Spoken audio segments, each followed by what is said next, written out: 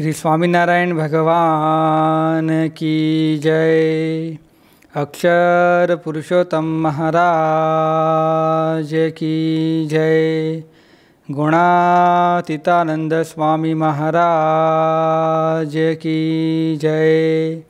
भगत जी महाराज की जय। शास्त्री जी महाराज की जय। योगी जी महाराज की जय। प्रमुख स्वामी महाराज की जय। महंत स्वामी महाराज की जय। प्रमुख स्वामी महाराज शताब्दी महोत्सव की जय। सत्संग दीक्षा ग्रंथ में श्लोक नंबर 4 और 5 में परम पूज्य महान स्वामी जी महाराज कहते हैं, सभी दोषों के नाश के लिए, ब्रह्म स्थिति प्राप्त करने के लिए एवं भगवान की भक्ति करने के लिए ये मनुष्य शरीर प्राप्त हुआ है और ये सब कुछ सत्संग करने से प्राप्त होता है। इसीलिए मुमुक्षु को सदैव सत्संग करना चाहिए। तो आइए, ये सदैव सत्संग का एक उत्तम माध्यम है ये रवि सत्संग सभा। तो आइए, ये रवि सत्संग सभा की शुभ शुरुआत हम भगवान स्वामीनारायण की मंगलकारी नाम धुन, प्रार्थना, स्तुति एवं कीर्तन से करेंगे। आज अक्षरधाम के संत वृंद के मधुर कंठ से आज हमें ये लाभ प्राप्त होने वाला है। हम सभी भक्त भगवान की स्मृति के साथ उसका लाभ प्राप्त करें।